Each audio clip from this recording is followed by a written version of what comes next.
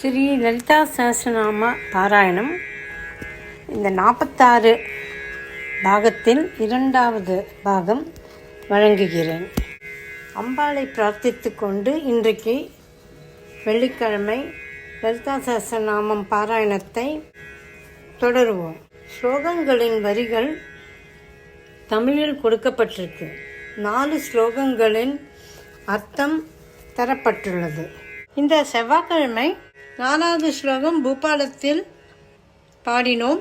இன்னைக்கு வெள்ளிக்கிழமை அடுத்தபடியாக 5வது ஸ்லோகம் பிலஹரியில் ஆரம்பிப்போம். 5வது ஸ்லோகத்திலிருந்து 8வது ஸ்லோகம் வரை 4 ஸ்லோகங்கள் பாடுவோம். 4வது ஸ்லோகத்தின் கடைசி வரியிலிருந்து ஆரம்பித்து இந்த 5வது ஸ்லோகத்துக்கு வருவோம்.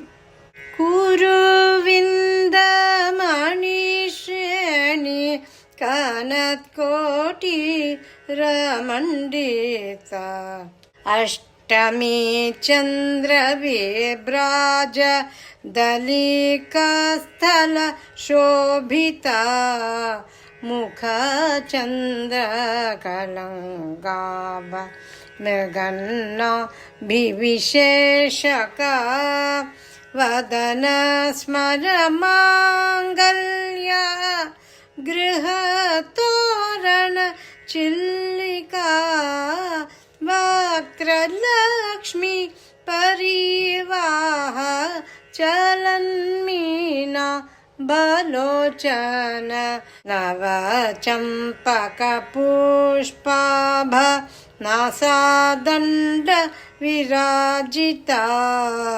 ताराकान्ति तिरस्कारी नासाभरण भासुरा कदम्ब मंजरी क्लिप्त कर्णपूर मनोहरा ताटंक युगलीभूत तपनोडुपमण्डल. இந்த 5வது ஸ்லோகத்திலிருந்து 8வது ஸ்லோகம் வரைக்கும் அர்த்தம் சொல்றேன். அஷ்டமி சந்திர விப்ராஜ தலிகஸ்தல சோபிதா. அஷ்டமி திதியில் உள்ள அர்த்த சந்திரனால் பிரகாசிக்கின்ற நெற்றியோடு விளங்குகிறவள். முகச்சந்திர கலங்காப மிருகன்னாபிவிசேஷகா. சந்திர மண்டலத்தில் களங்கம் இருப்பது போல் முகமாகிற சந்திரமண்டலத்தில் களங்கம் போன்ற கஸ்தூரி திலக்கத்தை உடையவள். வதனஸ்மர மாங்கல்ய கிரகத்தோரண சில்லிகா. அம்பாளுடைய முகமாகிற மன்மதனுடைய மங்கள கிரகத்திற்கு தோரணம் போல் அமைந்துள்ள புருவத்தை உடையவள்.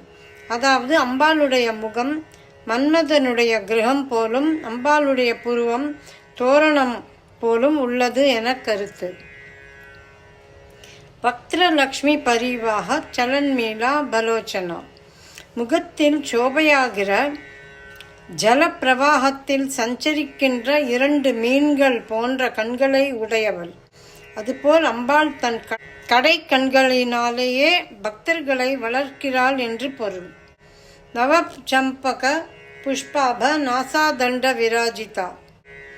புதிதாக மலர்ந்த சம்பகப்பூ போன்ற நாசிகையினால் பிரகாசிக்கின்றவள்.